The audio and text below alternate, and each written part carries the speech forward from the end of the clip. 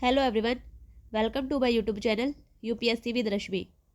UP PSC RO ARO के लिए Indian polity के प्रैक्टिस सेट का आज हमारा पार्ट नंबर 2 है। फर्स्ट पार्ट हम ऑलरेडी कंप्लीट कर चुके हैं, आप उसे देख सकते हैं। शुरू करते हैं अपना आज का वीडियो। हमारा फर्स्ट क्वेश्चन है, सूची 1 को सूची 2 से सुमेलित करना है। एक तरफ है अधिनियम और दूसरी तरफ है उनसे संबंधित प्रावधान, तो हमें इन्हें मिलाना है और कूट की सहायता से बताना है कि इसका सही आंसर क्या है। ए है हमारा नियंत्रण परिषद की स्थापना, यानी कंट्रोल बोर्ड ऑफ कंट्रोल, यानी नियंत्रण परिषद की स्थापना किस एक्ट के द्वारा की गई थी? तो वो की गई थी 1784 के पिट्स इंडिया एक्ट के तहत। तो ए का है हमारा 2। फिर है सर्वोच्च न्यायालय की स्थापना। जो सर्वोच्च न्यायालय की स्थापना की गई थी कलकत्ता में 1774 में, वो की गई थी 1773 के रेगुलेटिंग एक्ट के तहत। तो बी का है हमारा 1। फिर है इंग्लिश मिशनरियों को भारत में कार्य करने की अनुमति। इंग्लिश मिशनरियों को भारत में कार्य करने की अनुमति दी गई थी 1813 के चार्टर अधिनियम के तहत। तो सी का है हमारा 3। और डी है गवर्नर जनरल की परिषद में एक कानूनी सदस्य की नियुक्ति, तो ये की गई थी 1833 के चार्टर अधिनियम के द्वारा। तो डी का है हमारा 4। हमारा सही आंसर है 2, 1, 3, 4, यानी ऑप्शन नंबर बी हमारा सही आंसर है। नियंत्रण परिषद यानी बोर्ड ऑफ कंट्रोल की स्थापना की गई थी 1784 के पिट्स इंडिया एक्ट के तहत। सुप्रीम कोर्ट की स्थापना की गई थी 1774 में 1773 के रेगुलेटिंग एक्ट के तहत। इंग्लिश मिशनरियों को भारत में कार्य करने की अनुमति दी गई थी 1813 के चार्टर अधिनियम के तहत। और गवर्नर जनरल की परिषद में कानूनी सदस्य की नियुक्ति की गई थी 1833 के चार्टर अधिनियम के तहत। नेक्स्ट क्वेश्चन, ब्रिटिश भारत में सांप्रदायिक प्रतिनिधित्व की व्यवस्था निम्नलिखित में से किस अधिनियम के द्वारा की गई थी? ऑप्शन है ए भारतीय काउंसिल अधिनियम 1892, ऑप्शन बी मार्ले मिंटो सुधार 1909, ऑप्शन सी मोंटेग्यू चेम्सफोर्ड सुधार 1919 और ऑप्शन डी भारत सरकार अधिनियम 1935। इसका सही आंसर है option number B Morley Minto सुधार 1909। 1909 के मार्ले मिंटो सुधार के द्वारा भारत में सांप्रदायिक प्रतिनिधित्व की व्यवस्था का प्रावधान किया गया था। उस समय जॉन मार्ले भारत सचिव थे और लॉर्ड मिंटो भारत के वायसराय थे, इसलिए 1919 के कानून को हम कहते हैं मार्ले मिंटो सुधार। सांप्रदायिक प्रतिनिधित्व का क्या मतलब होता है? सांप्रदायिक प्रतिनिधित्व का मतलब था कि किसी क्षेत्र में सिर्फ मुस्लिम मत उम्मीदवार ही चुनाव में खड़ा होगा और उसे सिर्फ मुस्लिम मतदाता ही मत देंगे। तो ये थी सांप्रदायिक की व्यवस्था, जो कि मार्ले मिंटो सुधार 1909 के द्वारा भारत में लागू कर दी गई थी। नेक्स्ट क्वेश्चन, एक निर्वाचित संविधान सभा के द्वारा भारत के भावी संविधान का निर्माण करने का प्रस्ताव किया गया था। ऑप्शन है ए साइमन कमीशन के द्वारा, ऑप्शन बी भारत सरकार अधिनियम 1935 के द्वारा, ऑप्शन सी क्रिप्स मिशन के द्वारा और option D British cabinet delegation के द्वारा। इसका सही आंसर है option number C Cripps mission के द्वारा। एक निर्वाचित संविधान सभा के द्वारा भारत के संविधान का निर्माण करने का प्रस्ताव सबसे पहले किया गया था क्रिप्स मिशन, जो कि 1942 में आया था। इस क्रिप्स मिशन के द्वारा। और इस संविधान सभा का निर्माण कब किया जाना था? इस संविधान सभा का निर्माण किया जाना था द्वितीय विश्व युद्ध के पश्चात, द्वितीय विश्व युद्ध के समाप्त होने के पश्चात। तो एक निर्वाचित संविधान सभा के द्वारा भारत के संविधान का निर्माण करने का प्रस्ताव सबसे पहले 1942 के क्रिप्स मिशन के द्वारा किया गया था। नेक्स्ट क्वेश्चन, संविधान सभा की प्रांतीय संविधान समिति का अध्यक्ष कौन था? ऑप्शन है A doctor Bhimrao Ambedkar, option B Pandit Jawaharlal Nehru, option C doctor Rajendra Prasad और ऑप्शन डी सरदार पटेल। इसका सही आंसर है option number D Sardar Patel. संविधान सभा की प्रांतीय संविधान समिति के अध्यक्ष सरदार वल्लभ भाई पटेल थे। नेक्स्ट क्वेश्चन, भारतीय राजनीतिक व्यवस्था में इनमें से कौन सर्वोच्च है? ऑप्शन है ए सर्वोच्च न्यायालय, ऑप्शन बी संविधान, ऑप्शन सी संसद और ऑप्शन डी धर्म। इसका सही आंसर है ऑप्शन नंबर बी संविधान। भारतीय राजनीतिक व्यवस्था में ना तो सर्वोच्च न्यायालय, ना संसद और ना ही धर्म सर्वोच्च है, बल्कि भारतीय राजनीतिक व्यवस्था में संविधान सर्वोच्च है और शासन व्यवस्था के सभी अंग अपनी शक्तियां और अधिकार संविधान से ही प्राप्त करते हैं। नेक्स्ट क्वेश्चन, भारत में न्यायिक पुनरीक्षण यानी जुडिशियल रिव्यू की संकल्पना निम्नांकित में से किस देश के संविधान से ली गई है? ऑप्शन है ए यूनाइटेड किंगडम, ऑप्शन बी संयुक्त राज्य अमेरिका, ऑप्शन सी यूएसएसआर और ऑप्शन डी ऑस्ट्रेलिया। इसका सही आंसर है ऑप्शन नंबर बी संयुक्त राज्य अमेरिका। भारत में जो न्यायिक पुनरीक्षण यानी जुडिशियल रिव्यू की संकल्पना ली गई है वो ली गई है संयुक्त राज्य अमेरिका के संविधान से। अब न्यायिक पुनरीक्षण क्या होता है? न्यायिक पुनरीक्षण का मतलब है संसद के द्वारा पारित कानून या कार्यपालिका के द्वारा किए गए कार्यों की संवैधानिकता का परीक्षण करना, वो कहलाता है न्यायिक पुनरीक्षण और ये सुप्रीम कोर्ट के द्वारा किया जाता है। सुप्रीम कोर्ट हो या हाई कोर्ट हो, यानी न्यायिक पुनरीक्षण की जो संकल्पना है, न्यायिक पुनरीक्षण जो किया जाता है वो न्यायालयों के द्वारा किया जाता है। नेक्स्ट क्वेश्चन, निम्नलिखित में से कौन एक सही सुमेलित नहीं है?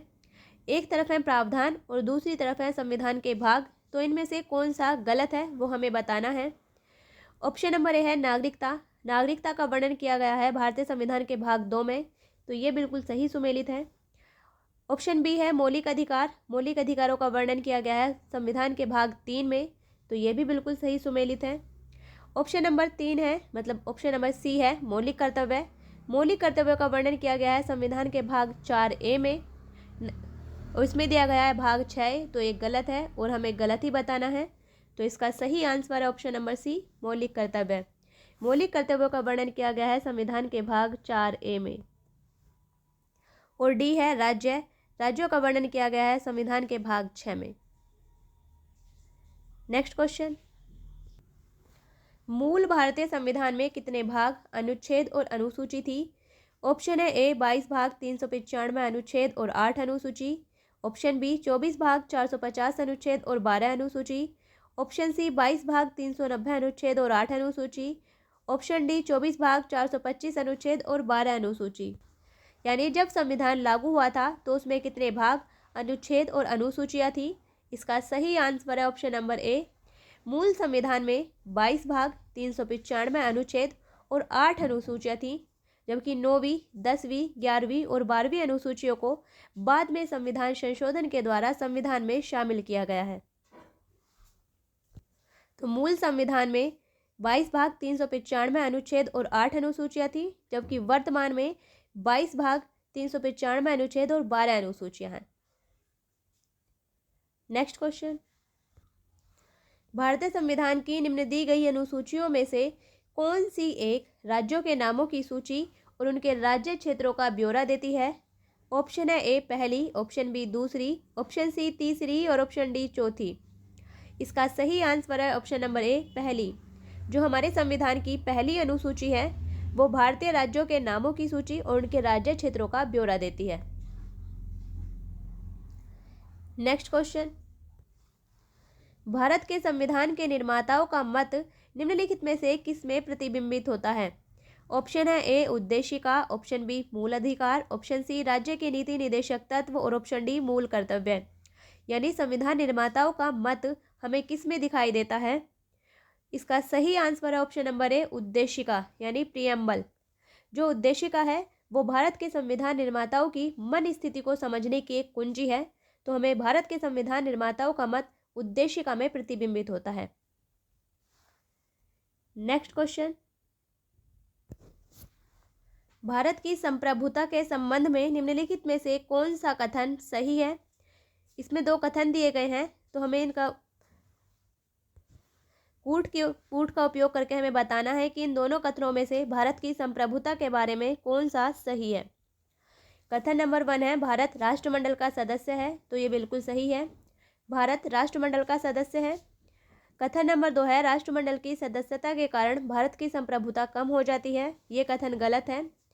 भारत राष्ट्रमंडल का सदस्य जरूर है, लेकिन राष्ट्रमंडल की सदस्यता के कारण भारत की संप्रभुता कम नहीं होती है, क्योंकि राष्ट्रमंडल के जो भी सदस्य देश हैं वो स्वतंत्र और समान है और ब्रिटिश सम्राट के प्रति निष्ठा जैसी कोई भी शर्त नहीं है।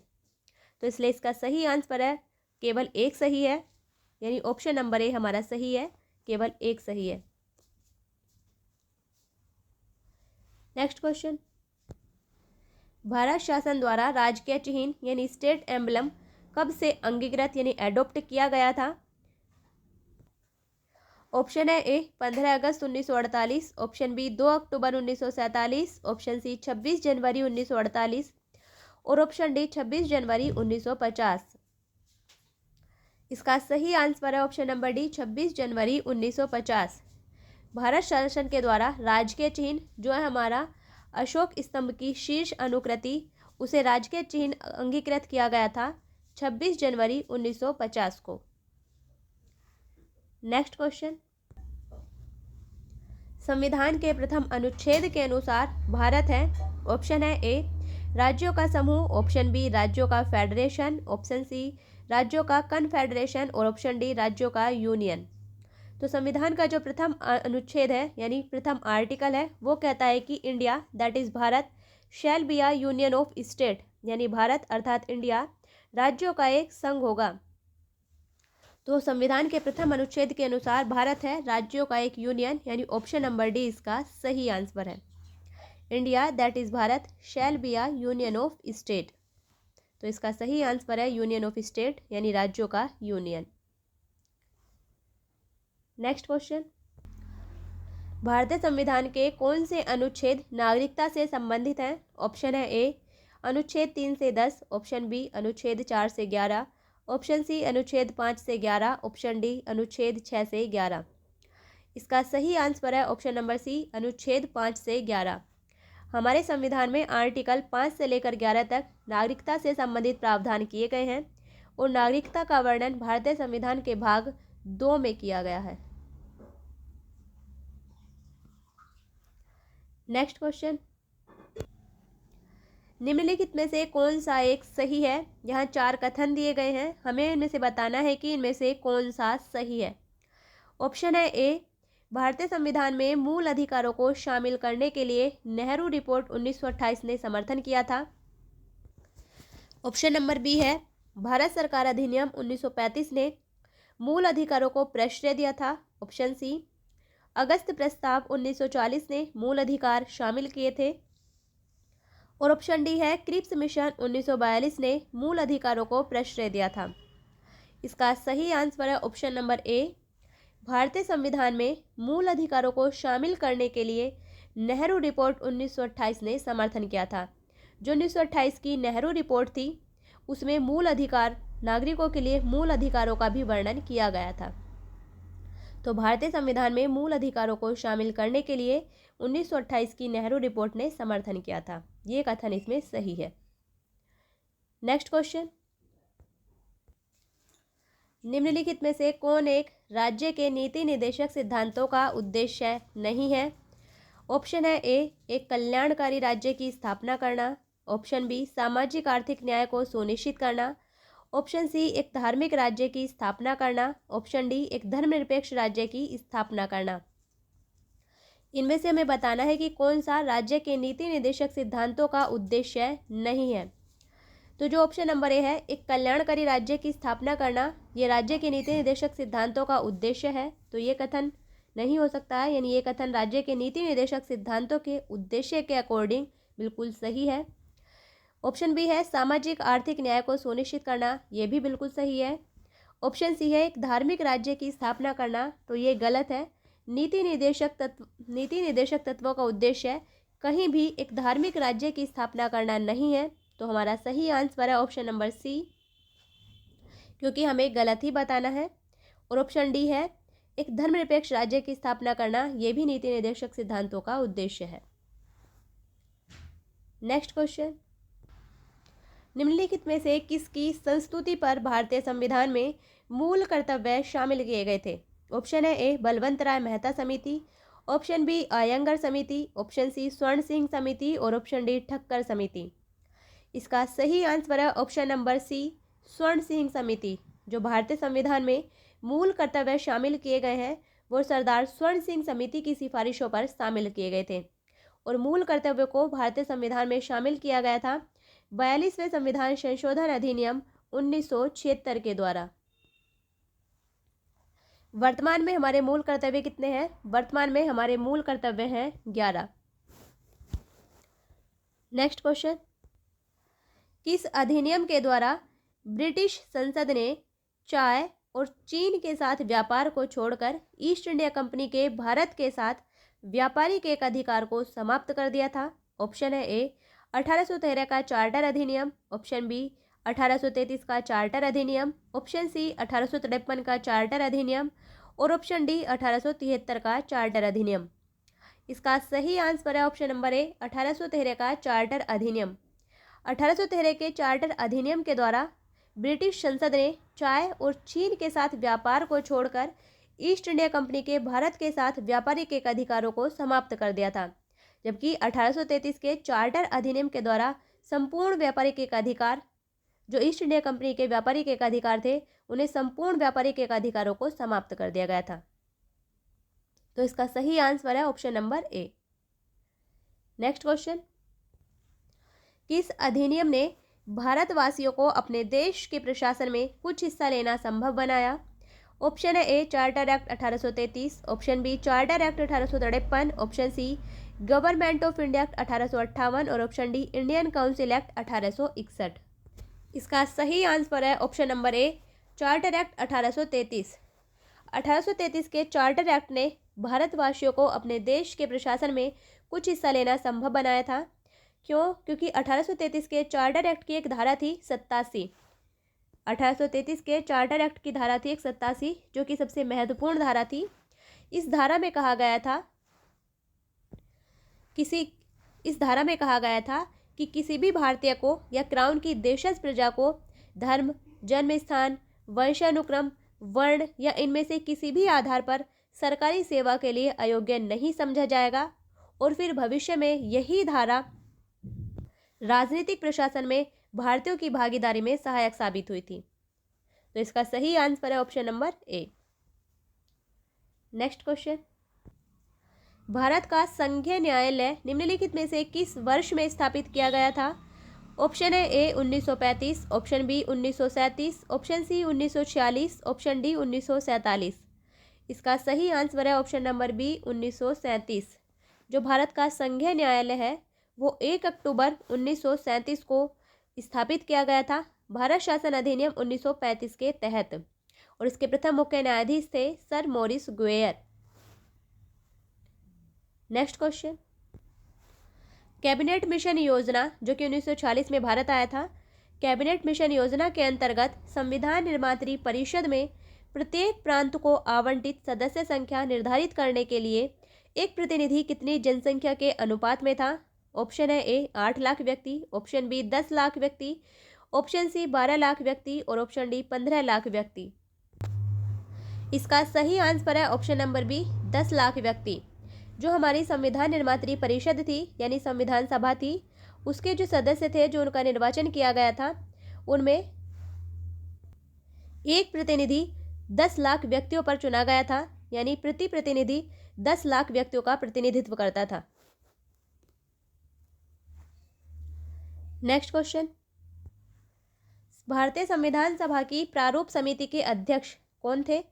ऑप्शन है A doctor Rajendra Prasad, option B Jawaharlal Nehru, option C doctor Bhimrao Ambedkar और ऑप्शन डी पुरुषोत्तम दास टंडन। इसका सही आंसर है option number C doctor Bhimrao Ambedkar. जो भारतीय संविधान सभा की प्रारूप समिति के अध्यक्ष थे वो थे डॉक्टर भीमराव अंबेडकर, और प्रारूप समिति का गठन किया गया था 29 अगस्त 1947 को।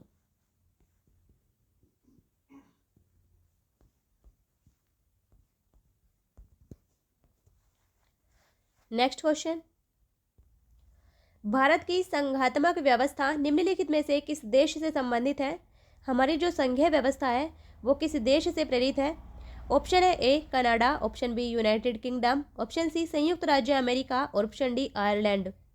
इसका सही आंसर है ऑप्शन नंबर ए कनाडा। जो भारत की संघात्मक व्यवस्था है वो कनाडा से संबंधित है।